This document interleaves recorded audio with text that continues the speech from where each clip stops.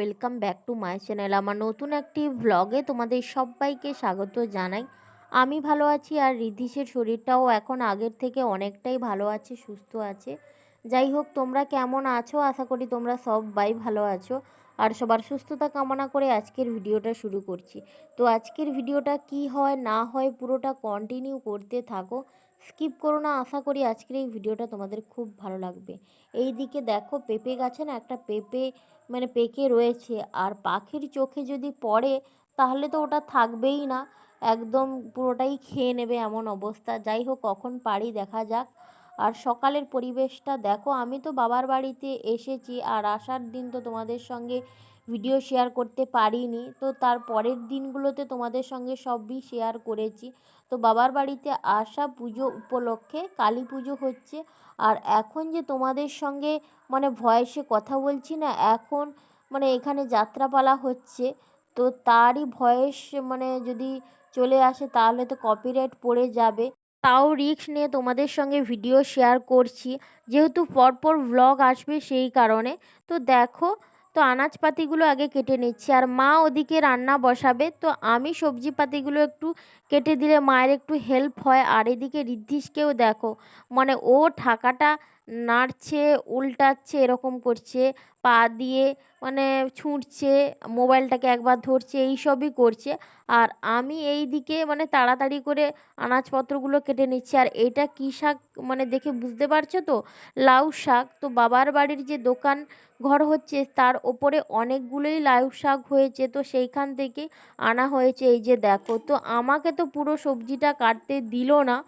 আর এই দিকে ওর অবস্থা দেখো, দুটো পালি নিয়ে বসেছে, আর কি করছে খালি দেখো।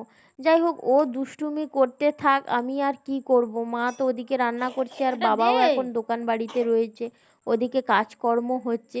তো ওকে বলছি একটু বসতে, কিন্তু ও তো বসার পাত্র একদমই নয়। তো ওর কাজ করছে, আমাকে সরিয়েও আমার কাজ করে নিতে হবে, তাই না? ঠাকাটা রাখ, ঠাকাটা রাখ।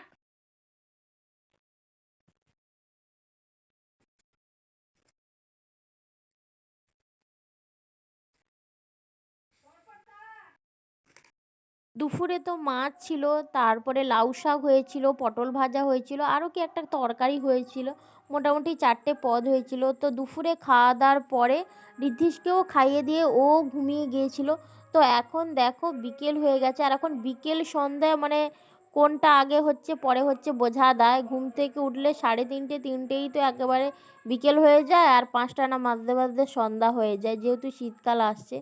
তো উঠেই দেখছি একটু সন্ধ্যা সন্ধ্যাও হয়ে গেছে, আর এই জন্য তোমরা ভিডিওটা স্পষ্ট বুঝতে পারছো না। আর এই ভিডিওটা না বোন করে দিচ্ছে। তো পেঁপেটা সকালবেলায় তোমাদেরকে দেখিয়েছিলাম যে পুরোটা পেকে গেছে, তারই মধ্যে পাখি না একটু এসে ঠোকরা দিয়ে দিয়েছে। যাই হোক দেখো, তো পেঁপেটা পুরোটাই পেকে গেছে, সেই কারণে পেড়ে নিচ্ছি। আর আগামীকাল ঋদ্ধিষকে নিয়ে চেক আপে যাওয়ার কথা আছে, তো ওই জন্য আর রাখলাম না, তাই পেড়ে নিলাম। তো তোমাদেরকে দেখাচ্ছি, দেখো পেঁপেটা তো পেকে পুরো হলুদ হয়ে গেছে। বোন আর দাদা ছিল, তো বললাম খা, কিন্তু ওরা একদমই খায়নি। কেন বলো তো?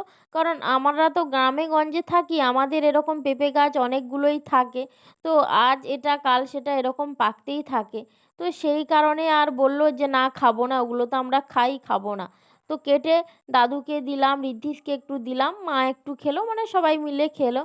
যাই হোক দেখো, সন্ধ্যাবেলায় ঋদ্ধিষের জন্য চাউমিন বানাতে এসেছি। ও কয়েকদিন ধরে না খালি চাউমিন চাউমিন এরকম বলছে। তো ওকে আমি এমনি জিজ্ঞেস করছিলাম যে তুই চাউমিন কি খাবি? বলল হ্যাঁ। হ্যাঁ যেমনি বললো, তখন তো দোকান থেকে আমি ওকে কিনে খাওয়াই না, তো বাড়িতেই আমি বানিয়েছিলাম, আর বাড়িতে বানিয়ে ওকে একটু দিয়েছিলাম। আমি আর দাদা ছিল, তো দুজন মিলে খেয়েছি, মাও একটু খেয়েছিল, আর বাবা ছিল না। তো বাবা বলল খাবে না, আগে থেকেই বলে দিয়ে গিয়েছিল যে আমি খাবো না, সেই কারণে আর বাবার জন্য নেই। আর এদিকে দেখো, আমি রেডি হয়ে বেরিয়ে পড়েছি ঋদ্ধিষকে নিয়ে ঠাকুর দেখতে যাব বলে। আর ঠাকুর মন্দিরে না এখন কেউই নেই, কারণ কোনো প্রোগ্রাম বা অন্য কোনো কিছু প্রতিযোগিতা হচ্ছে না। তো এমনি ওকে নিয়ে একটু ঘুরতে যাব, ও মানে ঠাকুর নম ঠাকুর এরকম করছিল, তো তাই জন্য দেখো আমি, বোন, ঋদ্ধিষকে নিয়ে আসছি। আর বোন না সবসময়ই ঋদ্ধিষকে নিয়ে থাকে, আর ও এখানে এসছে মানে ওদেরকে অতটা চিনতে পারছে না।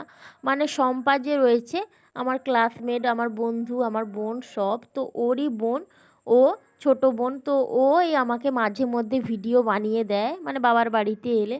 তো দেখো, আর এই বছর ঠাকুরটা এত সুন্দর করেছে না, মানে মায়ের মূর্তিটা এত সুন্দর করেছে, আমাদের খুবই ভালো লাগছিলো, মানে সবারই খুবই ভালো লাগছিলো।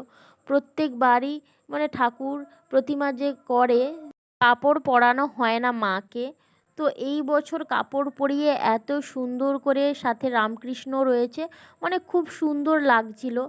আর দেখো ওকে মানে নম করাবো বলে, প্রণাম করাবো বলে নিচে মানে নাম করাচ্ছিলাম, ও নামতেই একদম চাইলো না। তো ও কোলে কোলেই থাকছে, হাঁটতে চাইছে না। যাই হোক, আমি কেউ নেই বলে একটু ভিডিও বানিয়ে নিলাম। আর তোমাদের সবটা মিলিয়ে আজকের ব্লগটা কেমন লাগলো অবশ্যই কিন্তু জানিও। আর তোমরা কে কীরকম ব্লগ দেখতে চাও সেটাও জানিও। আর আমাদের এইখানে না রাতে আজকে যাত্রাপালা গান হচ্ছে, তো আমি এটা রাতে ভয়েস দিচ্ছি, তো সেটার যদি কোনো প্রবলেম হয়, তোমরা ভয়েসের যদি প্রবলেম হয়। আর এই দিকে দেখো, এই যে সাথী, ওর নাম সাথী, তো ওই আমাকে মানে মাঝে মধ্যে ভিডিও বানিয়ে দেয়। তো আজকে প্রোগ্রাম আছে, ডান্স প্রোগ্রাম, তো আমি থাকতে থাকতে পরপর লোক হচ্ছে, তো রাতে হবে। তো সেই প্রোগ্রামগুলো আমি কিছু কিছু ক্লিপ তুলে রেখেছি, তো চলো তোমরা দেখতে থাকো।